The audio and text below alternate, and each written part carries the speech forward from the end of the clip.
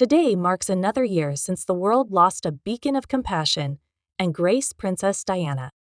Her sudden and tragic death on that fateful night in Paris left an indelible mark on millions around the globe. But as we remember her life, it's not just the sadness of her passing that resonates, it's the profound legacy she left behind. Join us as we reflect on the enduring impact of the People's Princess and why, even decades later, her story continues to captivate and inspire us all. In the early hours of August 31, 1997, the world awoke to devastating news. Diana, Princess of Wales, a beacon of grace, compassion, and hope, had tragically lost her life in a car crash in Paris. The accident claimed not only Diana's life, but also those of her partner, Dodi Fayed, and their driver, Henry Paul. The sole survivor was Trevor Rees-Jones, Dodi's bodyguard, who was left with serious injuries and a lifetime of memories from that fateful night. A French investigation in 1999 pointed to Henry Paul, the deputy head of security at the Hôtel Ritz Paris, as the one responsible for the crash. The inquiry revealed that Paul had lost control of the speeding Mercedes-Benz, his judgment clouded by alcohol and prescription drugs. Later, in 2008, a British inquest known as Operation Paget confirmed the tragic truth: Diana's death was the result of unlawful killing, caused by gross negligence on the part of both Henry Paul and the paparazzi who relentlessly pursued the car that night. Diana was only 36 years old when she passed, leaving behind a world in mourning. The news of her death sparked an unprecedented outpouring of grief, not just in the United Kingdom, but across the globe. On that day, the light of a beloved figure was extinguished too soon, and millions of hearts broke in unison. Her funeral, watched by an estimated 2.5 billion people, became one of the most watched events in history, a testament to the deep connection she shared with people everywhere. On August 30, 1997, Diana and Dodi arrived in Paris, fresh from a holiday on Mohammed Al Fayed's yacht. They planned to spend the night at the Hôtel Ritz before returning to London. But as they left the hotel's rear entrance shortly after midnight, hoping to evade the relentless paparazzi, they unknowingly stepped into the final chapter of Diana's life. At 12:23 a.m., the unthinkable happened.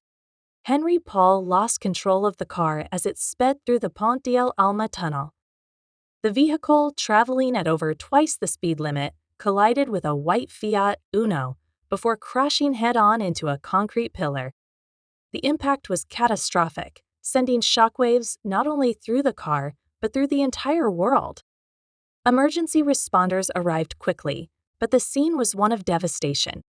Trevor Rees-Jones was found conscious, despite his severe injuries. Diana, though critically injured, was also conscious, a painful reminder of her last moments.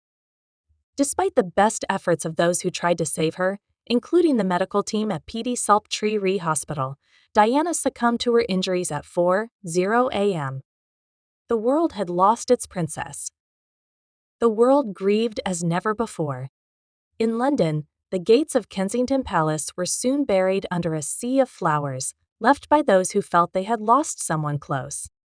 From Paris to New York, from small towns to big cities, people gathered to mourn the loss of a woman who had touched their lives in ways few public figures ever could.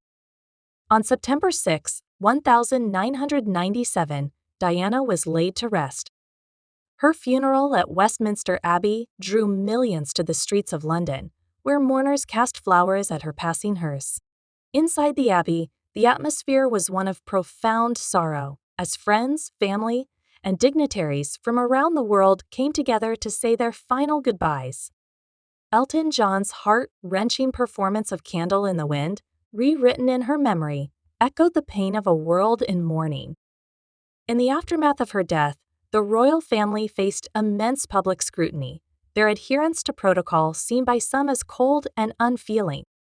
But behind the walls of Buckingham Palace, they too were grieving, trying to balance the weight of tradition with the pain of personal loss.